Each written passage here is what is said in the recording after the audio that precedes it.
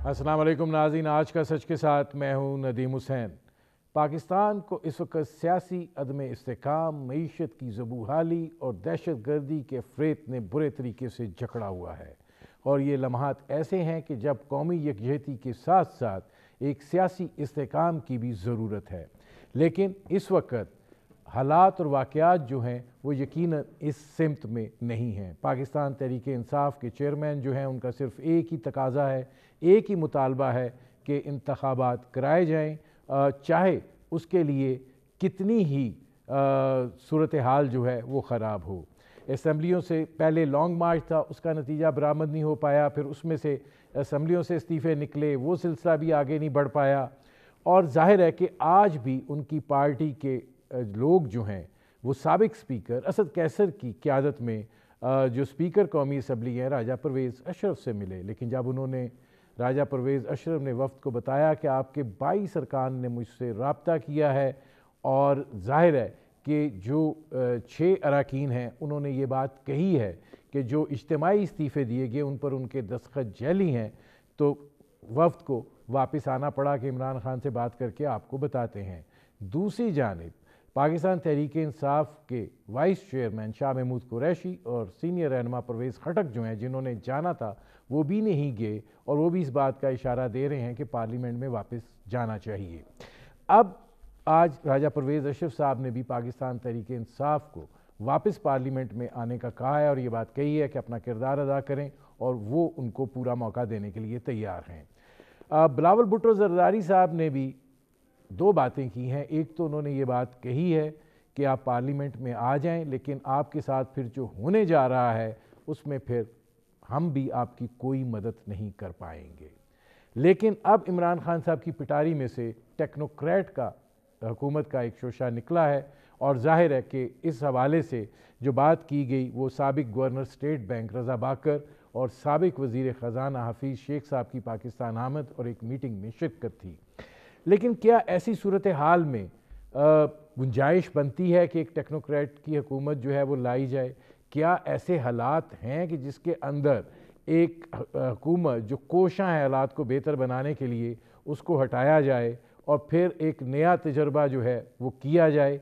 बुनियादी तौर पर ये वो मंजरनामा है जिस पर करेंगे बात मेरे आज के मेहमान सीजन पॉलिटिकल वर्कर हैं, मुशीर हैं वज़ीर आज़म के बराए अमूर कश्मीर और गिलगित बल्तिस्तान कमर ज़मान कायरा साहब। कायरा साहब, ये फरमाइएगा, आज आपकी वज़ीर आज़म शहबाज शरीफ साहब से मुलाकात हुई है, हालात जो हैं वो यकीनन चारों तरफ से घिरे हुए हैं, आपको पूरे एतमाद दिखाई देते हैं वज़ीर आज़म साहब? जी यकीनन वज़ीर आज़म पुरएतमाद भी हैं और उनका एक्सपीरियंस भी है, उनको पुरएतमाद होना भी चाहिए। हालात ज़रूर मुश्किल हैं, कोई शक नहीं है, इकॉनमी की सूरत हाल मुश्किल है। इस वक्त पाकिस्तान के अंदर सियासी तौर पे भी खान साहब अनस्टेबिलिटी की पूरी कोशिश कर रहे हैं, और हमें इस वक्त ज़्यादा आपस में जुड़त की ज़रूरत है।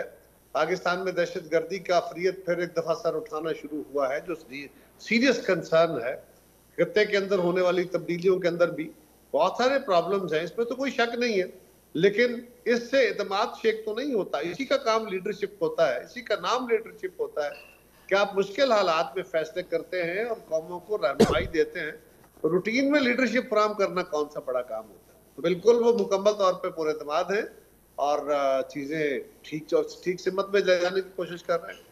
अच्छा, अब ये दो चीज़ें बिलावल साहब ने की हैं, ज़रा आपसे पूछ लेते हैं। एक तो बिलावल साहब ने ये बात कही कि इमरान खान साहब आप पार्लियामेंट में आ जाएं, और अगर आप ये रास्ता नहीं अपनाते हैं तो फिर आपके साथ वो होने जा रहा है कि हम आपकी मदद नहीं कर पाएंगे। मतलब क्या बिलावल साहब देख रहे हैं, इमरान खान साहब के साथ क्या होने जा रहा है? नदीम साहब, वो है ना कि मौज है दरिया में और बैरून दरिया कुछ नहीं। हमने सियासी अमल में एक दफा गलती की थी 85 के गैर जमाती इंतखाब का बायकाट करके, और मोहतरमा भी और उसके बाद पाकिस्तान पीपल्स पार्टी हमेशा इस बात से सटपटाती रही, इस पर अफसोस का इजहार करती रही कि वो गलती हुई। उन्होंने खान साहब को यही मशवरा दिया है कि आज मुल्क जिस बात की जरूरत है, आप पार्लियामान में आइए, क्या फर्क पड़ता है? आप इतना अरसा, हम भी तो अपोजिशन में बैठ के अपना रोल प्ले करते रहे हैं। आप 2-4-6 महीने अपोजिशन में बैठिए, अपना रोल प्ले कीजिए, हुकूमत के ऊपर तनकीद कीजिए, हमारी रहनुमाई कीजिए, لیکن اگر آپ یہ راستہ اختیار نہیں کرتے تو پھر پاکستان کے لوگ آہستہ آہستہ آپ کا جو بت بنایا گیا تھا اس بت کے بارے میں جان چکے ہیں کہ اس کے اندر کیا ہے، اس کی سوچیں کیا ہے، اس کا ویژن کیا ہے، اور آپ قصہ ماضی بن جائیں گے۔ لہٰذا آپ کے لیے بہتر یہی ہے کہ آپ پارلیمان میں آئیے، اپنا رول پلے کیجیے اور اگلے انتخاب میں لوگوں کے پاس جائیے۔ اگر آپ کو لوگ ووٹ دیتے ہیں تو بسم اللہ، لیکن یہ جو آپ اپنی قومی اداروں پہ دباؤ ڈالنے کی کوشش کر رہے ہیں اور ان سے توقع کر رہے ہیں کہ وہ آپ کی مدد کو آئیں گے، تو یہ آپ ان سے ایک غیر آئینی کام کا تقاضا کر رہے ہیں۔ آپ ان سے پہلی بات تو یہ ہے کہ وہ کہہ چکے ہیں کہ ہم اب سیاسی عمل میں نہیں آئیں گے، اور دوسرا یہ کہ آپ ان سے تقاضا کر رہے ہیں، آپ پریشرائز کر رہے ہیں کہ آپ آئین توڑیں، آپ اس ملک کی اسمبلیوں کو فارغ کریں۔ کیسے؟ یہ راستہ آپ نہیں بتا رہے، لیکن آپ ایک ایسا راستہ چننے کی کوشش کر رہے ہیں جس کو پاکستان کے قومی ادارے اب راستہ چھوڑ چکے، لہذا یہ خان صاحب کے لیے بھی بہتر نہیں ہے، ملک کے لیے بھی بہتر نہیں ہے۔ قائرہ صاحب ایک اور بات کی، اس کی بھی ذرا وضاحت فرمائیں۔ انہوں نے یہ بات کہی کہ ایک ادارے سے تو خان صاحب کے سہولت کار جو ہیں وہ ختم ہو چکے ہیں، اور جب تک نئے انتخابات ہوتے ہیں، اگر انتخابات اپنے وقت پہ ہوتے ہیں تو کسی اور ادارے میں بھی ان کا کوئی سہولت کار نہیں بچے گا۔ ظاہر ہے کہ جو اب تو بہت ساری چیزیں سامنے آ گئی ہیں کہ کس طرح دونوں ادارے، چاہے وہ عدلیہ ہو، چاہے جنرل باجوہ صاحب کا وہ بار بار نام لیتے ہیں، ان کے اشتراک سے کیا کچھ ہوتا رہا ہے، تو اب لگ یہ رہا ہے کہ بلاول صاحب اس طرف اشارہ کر رہے ہیں۔ آپ کو اپنی طرف ٹھیک سمجھ رہے ہوں گے، آپ نے اگر کوئی اس طرح سمجھا ہے تو وہ میں آپ کو کیسے کہہ سکتا ہوں کہ ایسا نہیں ہے۔ یہ آپ کی رائے ہے بالکل، اور یہ بات درست ہے کہ اگر ہمارے ایک قومی ادارے نے اس بات کو سمجھا ہے کہ آئین کو قومی اداروں کی طرف، تو یقیناً یہ ایک تاثر تو بہرحال تھا کہ خان صاحب کو سپورٹ تھی، اقرار بھی وہ کرتے ہیں اور باقی ساری یہ اشارے بھی ادھر ملتے ہیں۔ چلے اچھی بات ہے، جو ہو گیا وہ ہو گیا نا، اب آئندہ کے لیے آگے سوچنا چاہیے اور ماضی کی لکیروں کو چھوڑنا چاہیے، اور یہی بات ان کو بلاول صاحب نے کہی ہے کہ اب جس طرح ہم نے، جماعتوں نے سیکھا ہے، افراد نے سیکھا ہے، اداروں نے سیکھا ہے، آپ بھی سیکھ لیجیے، آپ کو بھی اب بہتری کی طرف آنا چاہیے۔ قائرہ صاحب اس میں میں فواد چودھری صاحب کہہ رہے تھے کہ اگر عمران خان صاحب اور پاکستان تحریک انصاف جو ہے کردار ادا نہ کرتی تو عاصم منیر صاحب چیف آف آرمی سٹاف نہ بنتے۔ کوئی سنجیدہ بات تو ہے نہیں جس کے اوپر تبصرہ کیا جائے، ان کا کیا رول تھا، چھوڑیے، فواد کو تو ہر وقت ایسے بے پرکی چھوڑنے کی عادت ہے۔ اچھا قائرہ صاحب یہ فرمائیے گا کہ اب ایک نیا شوشہ آیا ہے، وہ ہے ٹیکنوکریٹ حکومت کا، کہ جی 2 سال کے لیے ٹیکنوکریٹ حکومت لائی جائے۔ اب ایک تو 2 سال کے لیے کیسے آئے گی، اور دوسرا یہ کہ ان حالات میں جبکہ یہ 3 جو چیزیں ہیں، سیاسی عدم استحکام، معاشی زبوں اور پھر دہشت گردی، یہ اس میں جکڑا ہوا ملک ہے، تو آپ کو لگتا ہے کہ اس میں کوئی جان ہے؟ ندیم صاحب، پہلے کسی بات کو یا اس کے اوپر بحث کرنے سے ضروری ہے کہ ہم دیکھیں کیا یہ ممکن ہے۔ پاکستان کے آئین کو اب سیبوتاج نہیں کیا جا سکتا، اس کو پرے رکھ کے باتیں نہیں کی جا سکتی، اور آئین کے اندر کسی قسم کی ٹیکنوکریٹک گورنمنٹ کی کوئی گنجائش نہیں، لہٰذا جب ایک چیز کی آئین میں گنجائش نہیں ہے اس پہ بحث کس بات کی جائے۔ یہ بات کہی جا رہی ہے کہ مارچ تک سیٹ اپ تبدیل ہو جائے گا، مارچ تک جو ہے وہ دوسرا سیٹ اپ ہوگا، چاہے اس کی آپ ایکسٹینشن کر لیں کہ نگران حکومت آ جائے گی یا ٹیکنوکریٹ سیٹ اپ اسی میں سے مرج کرے گا۔ دیکھیے اگر کوئی ٹیکنوکریٹک گورنمنٹ یا کس گورنمنٹ کا ذکر کر رہے ہیں، اس کا کوئی وجود نہیں ہے۔ اگر کوئی اسمبلی ختم کی جاتی ہے، ختم ہوتی ہے، ٹائم پورا ہوتا ہے، تو پھر 2 میں 60 دن یا 90 دن میں الیکشن ہونا ہے، اس میں کون سی ایسی چمبے والی بات ہے، اور تو کوئی راستہ نہیں ہے۔ اچھا اس میں اب قائرہ صاحب یہ فرمائیے گا کہ ظاہر ہے پاکستان تحریک انصاف جو ہے وہ اسمبلیوں سے استعفے دینا چاہتی ہے، وہ ویسے بھی نہیں رہے ہیں، فرق کیا پڑتا ہے اگر استعفے قبول کر لیے جائیں؟ یہ تو ندیم صاحب ہم بہتر جانتے ہیں نا کیا کرنا چاہیے، جب وقت ہوگا اگر وہ طریقے سے آئیں گے تو ہم استعفے قبول بھی کر لیں گے، لیکن بہرحال اس کے اوپر کوئی یہ سنجیدہ بات نہیں ہے، کوئی اس کے اوپر بہت وزن ان کے پاس نہیں ہے، اگر وہ چاہتے ہیں استعفے دینا تو آ کے انڈیویجولی اسپیکر صاحب کی سیٹسفیکشن کریں اور استعفیٰ قبول کرا لیں. آپ کو لگتا ہے کہ عمران خان صاحب جو ہیں وہ پنجاب اور خیبر پختونخوا کی اسمبلیاں جو ہیں وہ تحلیل کر پائیں گے؟ اب اعتماد کے ووٹ کی بات ہو رہی ہے، کوششیں جاری ہیں کہ نمبر پورا ہو اور پھر اعتماد کا ووٹ لے کے پنجاب اسمبلی تحلیل کر دی جائے. کس نے روکا ہوا ہے جی؟ جب گورنر صاحب نے کہا تھا اعتماد کا ووٹ لیں تو اسی وقت فوری طور پہ اجلاس جاری تھا، شام کو اعتماد کا ووٹ لیتے اور ثابت کر دیتے اور باقی ان کے خلاف ہونے والی ہر موو ختم ہوتی، اگلے دن اسمبلی ڈسالو کر لیتے. کس نے روکنا تھا ان کو؟ نہ ان کے پاس اس وقت نمبر تھا، نہ اب ان کے پاس اب نمبر ہے. کے پی کے کی اسمبلی توڑنا چاہتے ہیں تو آج توڑ لیں. آپ کو کیا لگ رہا ہے کہ یہ ساری سچویشن جو ہے، ظاہر ہے کہ میں اس طرف آؤں گا، لیکن یہ ذرا دو تین چیزیں ہیں کہ یہ جو ایک سیاسی عدم استحکام ہے، آپ کو لگتا ہے کہ خان صاحب جو ہیں وہ اب یہ کہہ رہے ہیں کہ انہیں الیکشن ہوتے ہوئے نظر نہیں آ رہے، پیچھے بیٹھے ہوئے لوگ جو ہیں ان کو احساس ہونا ضروری ہے کہ الیکشن جو ہے وہ ہونے چاہیے، وہ تیار نہیں ہے، تو پھر ایسی صورت میں یہ سیاسی عدم استحکام جو ہے یا طریقہ کار جو ہے ایسی چلتا ہوا نظر آ رہا ہے، یا آپ کو لگتا ہے کہ خان صاحب جو اسلام آباد شفٹ ہونے کی بات کر رہے ہیں اور سیاست وہاں سے کرنے کی بات کر رہے ہیں تو اب حالات میں کوئی تبدیلی آئے گی؟ میں آپ کے سوال کا جواب کیا دوں؟ آپ عمران خان سے شروع ہو کے عمران خان پہ ختم ہو رہے ہیں. کسی سنجیدہ سے کوئی آپ سوال کرے نا جس کا میں جواب دے پاؤں. عمران کیا کہہ رہا ہے، عمران کیا نہیں کہہ رہا، میرے لیے بے معنی ہے. عمران کی باتوں میں کوئی وزن ہے نہیں کہ میں اس کو اتنا آرگومنٹ کروں. یہ آپ کے لیے اہم ہے، آپ کرتے رہیے سوال. ٹھیک ہے، اچھا چلیں اب آگے بڑھتے ہیں. اب یہ فرمائیے گا کہ ظاہر ہے کہ اس وقت تین ایشوز ہیں. اگر آپ نے معیشت کو سنبھالنا ہے، میں بار بار یہ سوال اس لیے کر رہا ہوں، تو پھر سیاسی استحکام کی ضرورت ہے. اگر سیاسی استحکام نہیں ہے تو اس کے اثرات معیشت پر بھی پڑتے ہیں، اور اس سیاسی استحکام کے لیے جو عدم استحکام کا محرک ہے، تو ظاہر ہے کہ پوچھنا تو یہی ہے نا کہ اب آپ کیسے اس چیز کو جو ہے اس سطح تک لائیں گے جہاں آپ حالات کو بہتری کی طرف لے جا سکیں. دیکھیے ندیم صاحب، گزارش یہ ہے کہ عدم استحکام عمران خان صاحب نے طوفان بپا کیا ہوا ہے. وہ چائے کی پیالی میں ہے یا بڑا طوفان ہے، جو کچھ بھی ہے. عرض یہ ہے کہ ہماری طرف سے تو اسٹیبلائزیشن کی ساری کوششیں جاری تھیں اور ہیں. پارلیمنٹ فنکشن کر رہی ہے، قانون سازی ہو رہی ہے، گورنمنٹ چل رہی ہے، حالات مشکل ہیں. لیکن روز اگر ایک جماعت کی طرف سے یہ ہوتا ہے کہ ہم اسمبلیاں ڈیزالو کریں گے، ہم فلاں کر دیں گے، پاکستان ڈیفالٹ کر جائے گا، تو وہ انسٹیبلٹی کی کوششیں ہیں. ان کوششوں کو ہم نے کامیاب نہیں ہونے دینا. اب اگر اس کا تقاضا یہ کیا جائے کہ جی ساری گورنمنٹ جو کی جماعتیں ہیں وہ ایک جماعت کی بات مانے اور اسمبلیاں ڈیزالو کر کے نئے الیکشن کی طرف چلے جائیں، تو یہ جو آرگومنٹ آپ لوگ کر رہے ہیں، میں آپ سے پوچھتا ہوں کہ اگر کل بھی انتخاب ہوتا ہے اور فرض کریں جلدی انتخاب ہو جاتا ہے اور اس کے نتیجے میں پھر اسی طرح کا اسمبلیوں کا ماحول بن جاتا ہے کہ کسی جماعت کے پاس اکثریت نہیں ہے، تو کیا پھر پولیٹیکل سٹیبلٹی آ جائے گی؟ عمران خان تو سوائے لڑائی کے اور کوئی رستہ جانتا ہی نہیں ہے.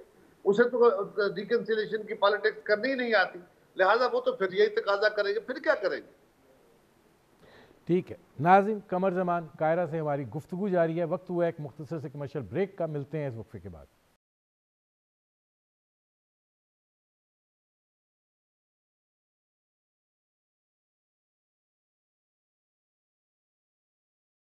Welcome back.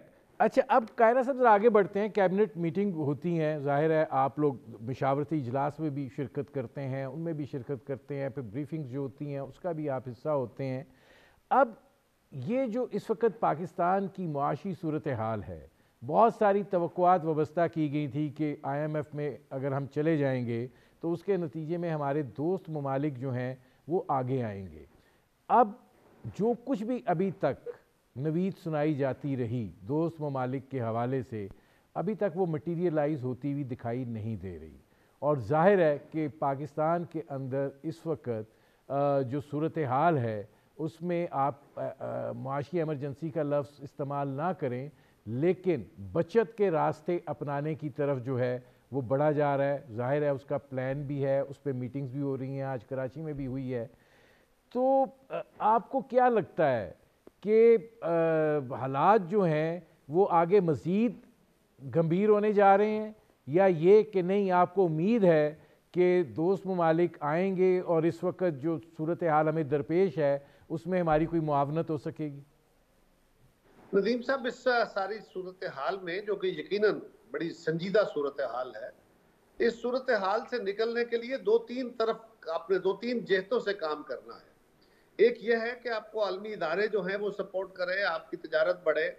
دوسرا یہ ہے کہ آپ پاکستان کی اپنی پروڈکشن بڑھائیں. اور تیسرا یہ ہے کہ آپ اپنی بیلٹ بھی ٹائٹ کریں، آپ اپنے آپ کو ریگولیٹ کریں، آپ اپنے تصرف کو کم کریں. یہ بھی تو ایک اہم ایشو ہے نا. یہ تو نہیں ہو سکتا کہ آپ دنیا سے قرض لے لے کے اور بھیک مانگ مانگ کے اور خرچ اور دوست ممالک آپ کو سپورٹ کرتے رہیں اور آپ سبسڈیاں دیتے رہیں، آپ سارے جہان کے تعیشات میں چلتے رہیں، آپ مہنگی ترین بجلی پیدا کر کے رات 12 بجے تک مارکیٹیں کھول کے بیٹھے رہیں. یہ تو نہیں ہو سکتا نا. یہ لیئر آپ کے پاس نہیں ہے، یہ لگژری آپ انجوائے نہیں کر سکتے. لہذا آپ کو بھی اپنا سنجیدہ ایفرٹس کرتے ہوئے نظر آنا چاہیے دنیا کو، دوست ممالک کو، ڈونر ایجنسیز کو، کہ پاکستان کی حکومت لوگ کوشش کر رہے ہیں اور اب ان کو مدد کرنی چاہیے. رہی بات دوست ممالک کی امداد کی، تو کب انہوں نے مدد نہیں کی؟ سعودی عربیہ نے آپ کی مدد کی ہے، چائنا نے آپ کی مدد کی ہے، دبئی نے آپ کی مدد کی ہے، اب بھی کر رہے ہیں. آئی ایم ایف نے آپ کو پیسے دیے ہیں، ورلڈ بینک نے آپ کو پیسے دیے ہیں، اب بھی کر رہے ہیں.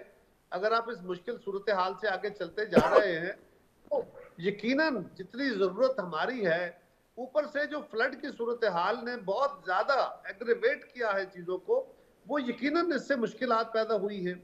جو تیل کی قیمتیں عالمی منڈی میں بڑھی ہیں اور روس اور یوکرین کی جنگ نے جو پوری دنیا کی اکانومی میں ایک بحران پیدا کیا ہے، اس کے اثرات اور ثمرات ہم پہ بھی آنے ہیں. اگر امریکہ اس سے محفوظ نہیں ہے، یورپ اس سے محفوظ نہیں ہے، مڈل ایسٹ اس سے محفوظ نہیں ہے، سعودی عربیہ محفوظ نہیں ہے، تو ہم کیسے محفوظ ہوں گے؟ ہم پہ بھی اس کے اثرات آنے ہیں. لیکن اس کے لیے کوششیں کرنی چاہیے، اور یہ سہ جہتی کوشش ہے. ہمیں دنیا سے بھی مدد لینی ہے، ہمیں اپنی پروڈکشن کو بھی، اپنے چیزوں کو بھی بہتر کرنا ہے، اور اپنی جو فضولیات ہیں ان کو روکنا بھی ہے. یہ ساری باتیں اکٹھے کر کے تبھی ہم دنیا کو بتائیں گے کہ ہم کر رہے ہیں تو لوگ ہماری مدد کریں گے نا، ورنہ کیوں کریں؟ اچھا، اس میں قاہرہ صاحب ایک چیز ہے ڈیفالٹ. وہ ڈیفالٹ آتا ہے کہ جو ہم نے اپنے سوورن اوبلیگیشنز ہیں ان کو میٹ کرنا ہے، ان کی ادائیگیاں کرنی ہیں. یقیناً ہم کر رہے ہیں، اور اسحاق ڈار صاحب کہہ رہے ہیں کہ وہ ہوں گی بھی، ہم ڈیفالٹ نہیں کریں گے. ایک ہے دیوالیہ پن، کہ ہماری ضروریات ہیں، ہم $27 بلین کے پیٹرولیم اور دیگر چیزیں امپورٹ کرتے ہیں، کوئی $7 بلین کا ہم ایڈیبل آئل منگوا لیتے ہیں، اور اس طرح کی باقی چیزیں ہیں.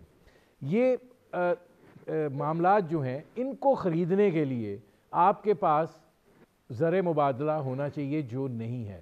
تو آپ کدھر دیکھتے ہیں؟ ڈیفالٹ کو چھوڑ دیجئے، کیا ہم دیوالیہ پن کی ایج کے اوپر واک کر رہے ہیں؟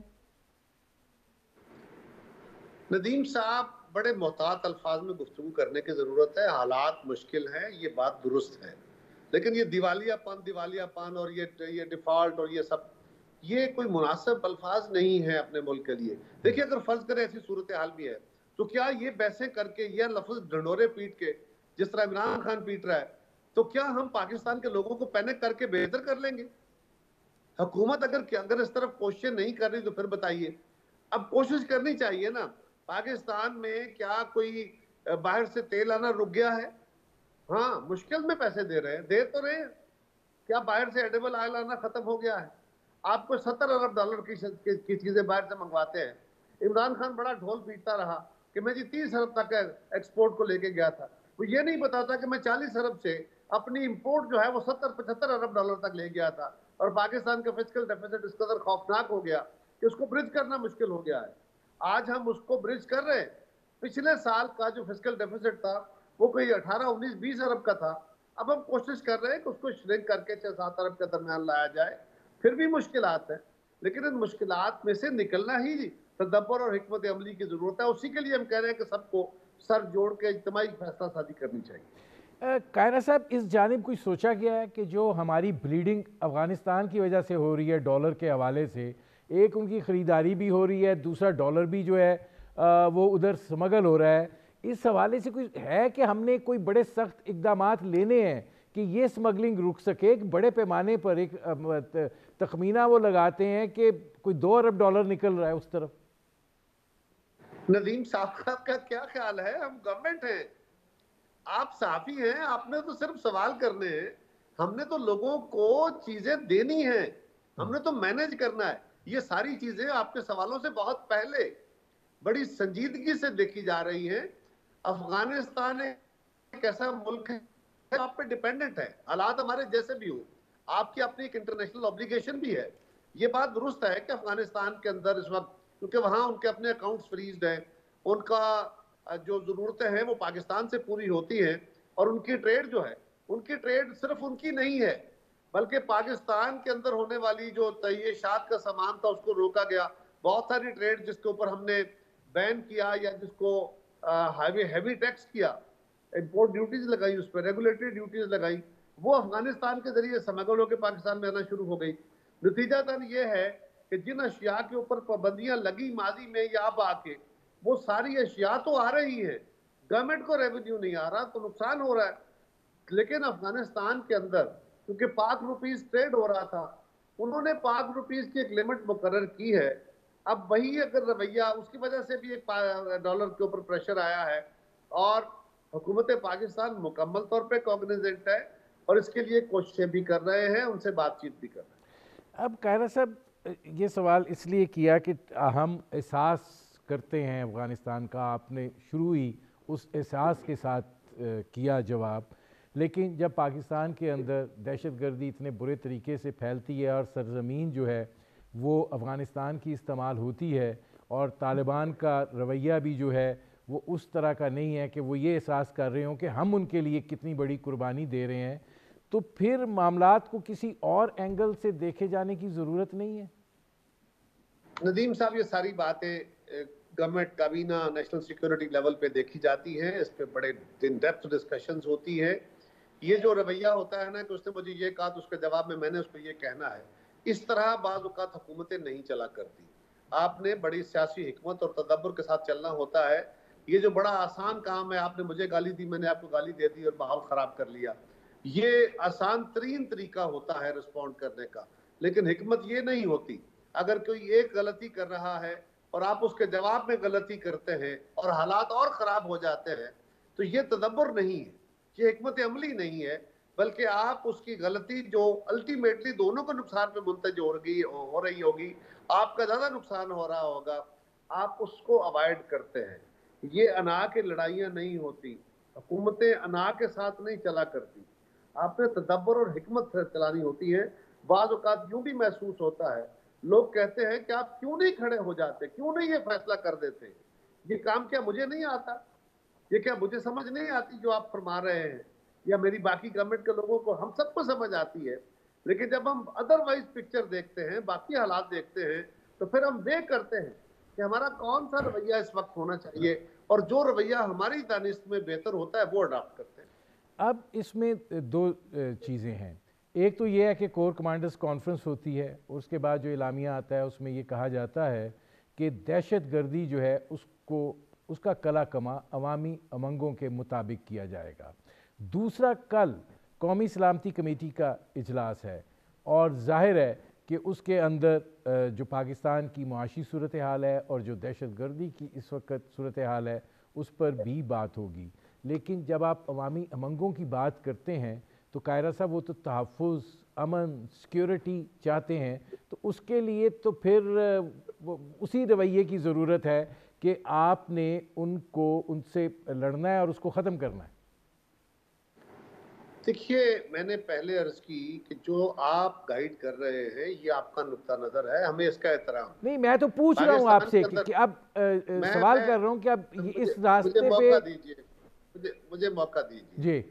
पाकिस्तान में एक नुक्ता नज़र वो है जो आप बयान कर रहे हैं, और बहुत सारे लोग इस नुक्ता नज़र के हामिल हैं कि हमें क्यों ऐसा नहीं करते, ہم کیوں ایک پتھر کے جواب میں دوسرا پتھر نہیں مار دیتے, کیوں ایسا جواب نہیں دے رہے؟ ایک یہ ویو ہے. دوسرا یہ ہے کہ جو حکومت میں بیٹھے ہوئے ذمہ داران ہوتے ہیں وہ دیکھتے ہیں کہ اس رویے کا جواب اگر اس طرح دیا جائے گا تو پھر سرکمسٹانشلی اس کے آگے کچھ اور کام بھی ہیں, یہ یہاں رک نہیں جانا, یہ یہاں ختم نہیں ہو جانا. اگر اس سے آگے بڑھنا ہے اور اس سے چیزیں اور ٹریگر ہو سکتی ہے, خراب ہو سکتی ہے, یہ ساری بحثیں کر کے پھر جو بہتر اور تدبر کا رستہ ہے وہ اختیار کیا جاتا ہے. یہ یقیناً اتنی سمجھ بھی ہم میں ہے, اور یہ رستے یہ سارے ڈسکشن کرنے کے بعد یہ ویو ایک طرف وہ ہے کہ ہمیں ٹٹ فار ٹیٹ کرنا چاہیے, دوسری طرف یہ ویو ہوتا ہے کہ نہیں ہمیں تدبر اور حوصلے سے کام لینا چاہیے. تو جو ویو پریویل کر رہا ہے وہ یہ ہے, اور یہی بہتری کا رستہ ہے, دوسرا رستہ بہتری کا رستہ نہیں ہے. میرے پاس آخری منٹ ہے, یہ فرما دیجئے کہ آنے والے دنوں میں آپ سیاسی استحکام دیکھتے ہیں, آپ یہ دیکھتے ہیں کہ پارلیمان اپنی مدت پوری کرے گی, یا آپ یہ دیکھتے ہیں کہ نہیں جو خان صاحب سیاست کر رہے ہیں اس کے نتیجے میں ہچکولے ہی جاری رہیں گے ساتھ ساتھ؟ ندیم صاحب, آپ کے سوال کا جو پہلا حصہ تھا نا میں اس کو وائنڈ اپ کر رہا تھا, اس کے سوال کے اوپر بھی چھوٹا سا جواب دیتا ہوں. ایک بات یاد رکھیے کہ ہماری سپاہ جو ہے وہ دن رات ہماری نگہداشت کے لیے پاکستان کے اندر اس کاؤنٹر ٹیررزم کے لیے, ایک تو وہ دہشت گردوں سے لڑ رہی ہے, دوسرا وہ پاکستان کے اوپر ہونے والے سائبر اٹیکس ہیں, باقی چیزیں ہیں, کئی طرح سے اٹیک ہے, ان کے لیے کوشش کر رہی ہے. اور آج کوئی دن ایسا نہیں ہے جب ہمارے جوان اور ہمارے افسر شہید نہیں ہو رہے, تو وہ ہمارے لیے ہو رہے ہیں, وہ میدان میں کام کر رہے ہیں, وہ لڑ رہے ہیں, وہ کوشش کر رہے ہیں, تبھی شہادتیں ہو رہی ہیں. سو ہماری سپاہ کوئی سوئی ہوئی نہیں ہے, ہماری پولیس کوئی سوئی ہوئی نہیں ہے, لیکن یہ بات بہرحال ہے کہ بھی بہت کچھ کرنے کی ضرورت ہے, اور اس میں کوئی کمی نہیں چھوڑی جا رہی. ہاں, اسی لیے سر جوڑے جاتے ہیں کہ جو حکمت عملی چلائی جا رہی تھی اب اس میں اور کوئی بہتری لانی ہے, اگر چیزوں کو تبدیل کرنا ہے تو صرف ایک فوجی نقطہ نظر سے نہیں بلکہ ایک سیاسی حکومت بھی آگے بیٹھے, نیشنل سیکورٹی میں بیٹھ کے آپ ڈیٹیل ڈسکشن کرتے ہیں اور پھر اس کے اوپر آپ فائنل فیصلہ کرتے ہیں. یہ راستہ اختیار ہو رہا ہے. رہی حکومت بالکل اپنی مدت پوری کرے گی اور الیکشن وقت سے پہلے ہونے کا کوئی امکان مجھے تو نظر نہیں آ رہا, نہ وہ نہ ہوں گے. بہت شکریہ قمر زمان قاہرہ صاحب. ناظرین, یہ تھے مشیر وزیر اعظم برائے امور کشمیر گلگت و بلتستان قمر زمان قاہرہ صاحب. آپ نے ان کی گفتگو سنی. وقت ہوا ایک مختصر سے کمرشل بریک کا, جب واپس آئیں گے تو دہشت گردی کے حوالے سے بات کریں گے. ملتے ہیں اس وقفے کے بعد.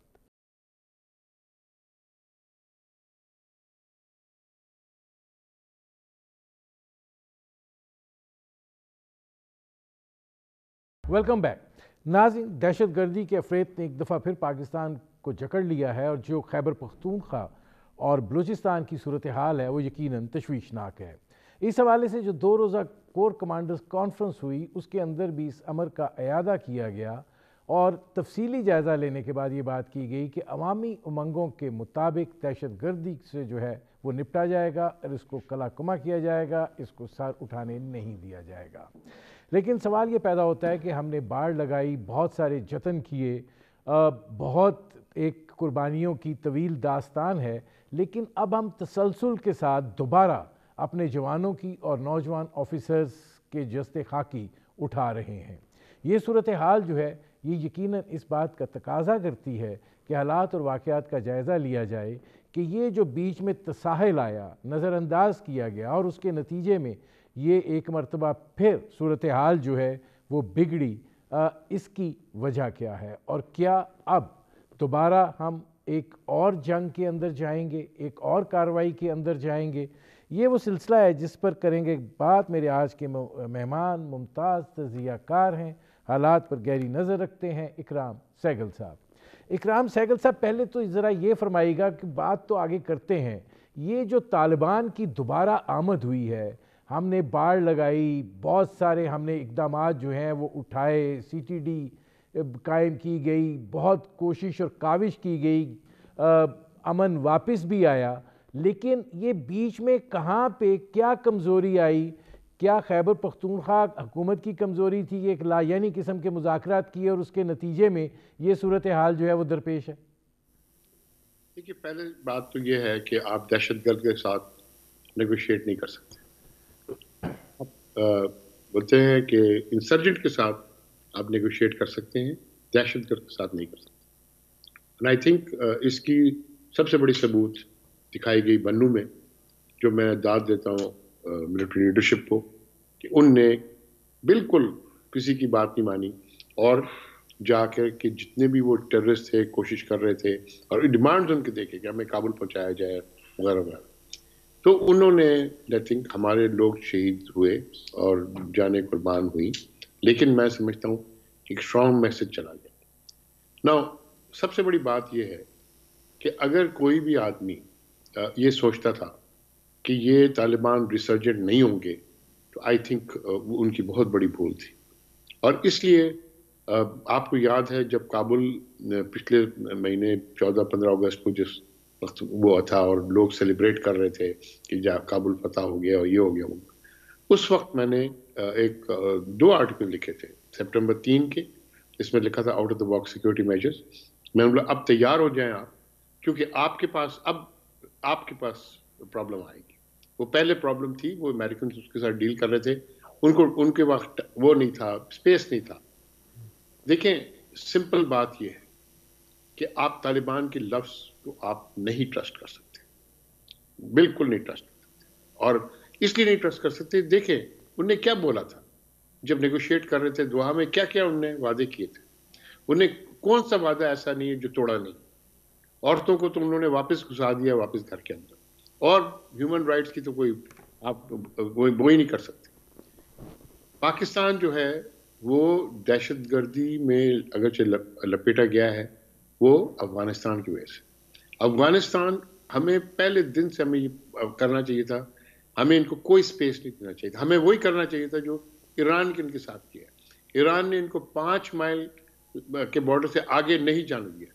ابھی second largest Afghan city in the world is Karachi, second largest Afghan city. Transportation ان کے ہاتھ میں.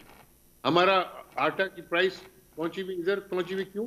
کیونکہ ہمارے 4 to 5 million tons of weight جو ہے وہ آٹا بن کے جاتی ہے افغانستان, فائن آٹا بن کے افغانستان جاتی ہے.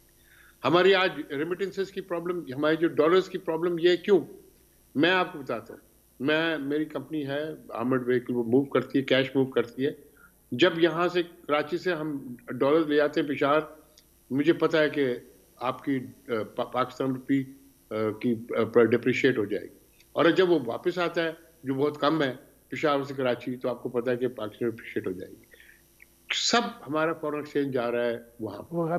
اچھا اکرام سہگل صاحب, یہاں پہ ایک سوال پیدا ہوتا ہے. سوال یہ ہے کہ ہم بار بار یہ کہتے ہیں جی طالبان کی حکومت ہے, ان سے بات کی جائے, ان کو واضح پیغام دیا جائے, سخت لہجے میں بات کی جائے, ان کو بتایا جائے کہ ان کی سرزمین استعمال ہو رہی ہے, نہیں ہونی چاہیے. کیا طالبان جو ہیں وہ کنٹرول کر سکتے ہیں ان دہشت گردوں کو, ٹی ٹی پی کے لوگوں کو, یا وہ کرنا چاہتے ہیں؟ کیا یہ دونوں ایک سکے کے رخ نہیں ہیں اور ہم محض خوش فہمی کی بنیاد پر یہ راستہ اپنانے کی کوشش کرتے ہیں؟ نہ ان کی انٹینشن ہے ان کو کنٹرول کرنے کے لیے, نہ اگر چاہیں بھی تو کنٹرول نہیں کر سکتے. دیکھیں 30% آف ٹی ٹی پی جو افغان کی جو انسرجنٹس تھے وہ 30% پاکستان اوریجن کے تھے. وہ یہاں سے جاتے تھے, وہاں پر 2-3 سال لڑتے تھے, جو وطن شہید نہیں ہوتے تھے, وہاں پر فوت نہیں ہوتے تھے, وہ واپس آتے تھے ٹی ٹی پی میں. پاکستان آرمی نے بہت بڑی قربانی دی. اب میں سمجھتا ہوں آپ داد دیں جنرل رحیل شریف کو, جس وقت یہ کہہ رہے تھے پچھلی پی ایم ایل گورنمنٹ کے نیگوشیٹ کیا, انہوں نے نہیں بات مانا. انہوں نے براڈ اس پر کیا, انہوں نے آپریشن لانچ کی, اور انہوں نے کافی کچھ انہوں نے شروع کیا. وہ الٹیمیٹلی جنرل باجوہ کے نیچے آ کر کے وہ کمپلیٹ ڈومینیشن ہوگی پاکستان آرمی کی of all the border areas. Now آپ سمجھتے تھے کہ وہ سیل ان کے ختم ہو گئے, ٹھیک ہے.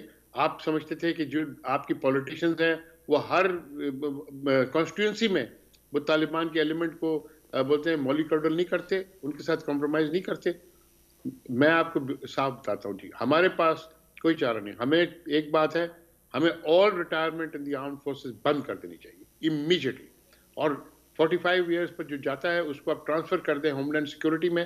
ہوم لینڈ آپ رینجرز کو اور بولتے ہیں رینجرز اور فرنٹیئر کور کو ایک نیا وہ بنایا, کمانڈ بنایا, ہوم لینڈ سیکورٹی کمانڈ, اور انٹرنل اینڈ بارڈر فورسز کو نیچے, امیگریشن بھی ان کے نیچے دیں. اور دوسری بات, آپ ریئل ٹائم انٹیلیجنس تب تک نہیں ہو جاتی کہ آپ کے married number of intelligence agencies ہیں. وہ زیادہ انٹیلیجنس کیا کرتی ہیں, وہ انٹیلیجنس ایجنسیز وہ کرتی ہیں پولیٹیکل, ان کی رول ہے, وہ پولیٹیکل رول کی نہیں ہوتی تو اپنی پرسنل ان کی وینڈیٹاز ہوتی ہیں, ٹھیک ہے. تو نیچرلی جب تک وہ ایک سینٹرل کنٹرول میں نہیں آئے گا وہ نہیں ہو سکتا. ہو سکے گا. اکرام سہگل صاحب ایک اور سوال ہے اب یہاں پہ, میں آپ سے ایک بات ختم کر, آپ کے بہت بڑی مثال ہے ایس پی ڈی. آج ایس پی ڈی کیوں کام کر رہا ہے, ایس پی ڈی کیوں ایک, بیکاز وہاں پر انہوں نے اس کو کمپلیٹلی ایک سیٹ اپ بنایا ہے for one purpose only, and that is the security of our missiles and our nuclear warheads, ٹھیک ہے. وہ کام کر رہا ہے because it has got no political information. آپ کو اسی طرح ہوم لینڈ سیکورٹی کا کمپلیٹ کمانڈ بنانا پڑے گا اور کرنا پڑے گا. آپ ریگولر آرمی سے ریٹائرمنٹ بند کر دیں for the time being till such time, اور جو ریٹائر ہوتے ہیں ان کو آپ لے جائیں انٹو رینجرز اینڈ فرنٹیئر کور, یا وہ جوان ہو یا آفسر. اچھا, اب یہ فرمائیں اکرام سہگل صاحب کہ ظاہر ہے کہ کور کمانڈرز کانفرنس میں اس کا بڑا تفصیلی جائزہ لیا گیا اور یہ بات کہی گئی کہ عوامی امنگوں کے مطابق دہشت گردی کا کلا کما کیا جائے گا. عوامی امنگیں کیا ہیں؟ وہ تو تحفظ چاہتے ہیں, وہ سکون چاہتے ہیں, وہ خوف اور دہشت کی فضا سے نکلنا چاہتے ہیں. تو کیا اب یہ جو ایک نئی صورتحال ڈیولپ ہوئی ہے اس میں اب ظاہر ہے قومی سلامتی کمیٹی کا اجلاس بھی کل ہو رہا ہے, اس میں بھی غور کیا جائے گا, کیا ہم ایک نئی لڑائی کی طرف جا رہے ہیں؟ ہماری جی پرانی لڑائی کو ہم واپس شروع کریں, ہمیں اس میں کنٹینیوٹی مینٹین کرنا پڑے. ہمیں آپ کے پاس, ہمیں آئی تھنک خوش قسمت ہے کہ کوئی بھی آپ کا 3 اسٹار جنرل جو ہے آج اس نے سرو, ہر نے سرو کیا ہے اس میں کوٹا میں, سوات میں, in these areas, whether as lieutenant colonel, whether as brigadier, whether as major general, and even 3 star. My point is that experience has to be now brought to the fore. The time for rhetoric is over. آپ نے کام کرنا ہے, آپ ری organise کریں فوج کو to counter this. And you cannot, the regular army must only be used as a last resort. You have to equip your rangers and coast guard, rangers and frontier corps in the fashion that you have created these new divisions to guard the CPEC, the Chinese equipped division. دیکھیں, اس میں آپ کو صاف بتاؤں, it is in the world's interest to ensure that the borders are not pierced, because that will not stop here. That terrorism will spread all over the world. Therefore, all people, whether it's United States, whether it's China, whether it's Russia, anybody will help you now to recoup and reorganize. You must get help, and you must make sure that you don't need manpower. You have enough manpower, you have enough professionalism, you have enough experience, no negotiation with any terrorist. اب یہ فرمائیے گا کہ ٹھیک ہے, جو باتیں آپ نے کی ہیں کہ دوبارہ اکٹھا ہونا پڑے گا, آپ یہ نہ کریں, لیکن آپ کو یہ بھی دیکھنے کو مل رہا ہے کہ جو دہشت گرد ہیں ان کی حکمت عملی میں بھی تبدیلی آئی ہے. اب وہ ٹارگیٹڈ اٹیکس کر رہے ہیں اور وہ پولیس کو یا سیکیورٹی کے لوگوں کو جو ہے وہ نشانہ بنا رہے ہیں. تو اب اگر کل قومی سلامتی کمیٹی کا اجلاس ہے تو اس میں سے کیا میسج آپ دیکھتے ہیں نکل کے آئے گا, اور پریکٹیکلی اب کدھر جانا پڑے گا؟ وہ پرانی لڑائی کو نئے سرے سے اب لینا پڑے گا اور ایک دفعہ پھر اس فیز میں سے گزرنا پڑے گا؟ جی, قومی سلامتی کمیٹی جو ہوتی ہے وہ ملتی اور باتیں کرتی ہے, چھوڑ دیں. دیکھیں, اشفاق پرویز کیانی نے ری ٹرین کیا تھا فوج کو, اس کو آپ کو داد دینا چاہیے, ٹھیک ہے جی, اور وہ کیری فارورڈ کیا پھر رئیس شریف نے. He actually took the action that was necessary, جو ضرورت تھی. اس کے بعد آگے جنرل باجوہ نے بھی وہ ایکشن کو وہ کراتے رہے. لیکن بیچ میں یہ جو 3 سال گزری, اس کے اندر ہم نے ایک کمپلیسنسی آ گئی, ہماری کمپلیسنسی آ گئی, اور ہم اپنے اپنے بولتے ہیں کہ پولیٹیکل گیم شپ میں لگ گئے. یہ آپ سے نہیں ہوگا. آپ کو ابھی آپ کے پاس ایگزسٹینشیل تھریٹ ہے, یہ آپ کی بولتے ہیں ایگزسٹنس کے اگینسٹ ایک وہ ہے, حملہ ہے, اور آپ کو یہ کرنا پڑے گا. دوسری بات میں آپ کو بتاتا ہوں جو بہت ہی بولتے ہیں کہ ایک ڈینجرس بات ہے, وہ یہ کہ بلوچ جو ہے سیپریٹسٹ ہے, وہ بھی اب یہ آپس میں کوارڈینیٹ شروع کر دیا ہے.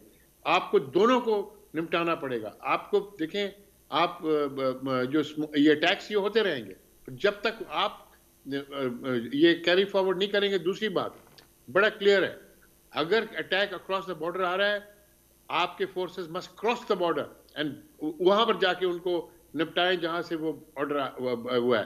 آپ کے پاس you have the resources, you have the forces to do it, you have the air force to do it, you have the cruise missiles to do it, you have the drone missiles to do it. ٹھیک ہے جی, don't stand on کمپلیمنسی. کہ آپ اگر جی شروع ہو جائیں گے کہ جی جس طرح لوگ بولتے ہیں کہ نو نیگوشیٹ کریں اور دہشت گرد ہمارے لوگ ہیں, یہ آپ کے لوگ نہیں ہیں. جو لوگ اٹیک کرتے ہیں آپ کو ویمن اینڈ چلڈرن, جو لوگ اٹیک آپ کے عورتیں اور بوڑھے عورتوں مردوں کو, اور جو لوگ بچوں کو اٹیک کرتے ہیں, جو مسجدوں کو اٹیک کرتے ہیں, وہ نہیں ہے. ٹھیک ہے, میں آپ کی بات مانتا ہوں, ابھی بھی ان کی جو اٹیکس ہوئی ہیں وہ اگینسٹ ہوئی ہیں ان کے خلاف ملٹنٹس کے, ملٹری فورسز کے اگینسٹ یا لا انفورسمنٹ ایجنسیز. بٹ آپ, میں بار بار یہ بات کہتا ہوں, آپ کو کمپلیسنسی آپ نے کہیں دکھائی, آپ نے وہ ٹیک از اے سائن آف ویکنیس.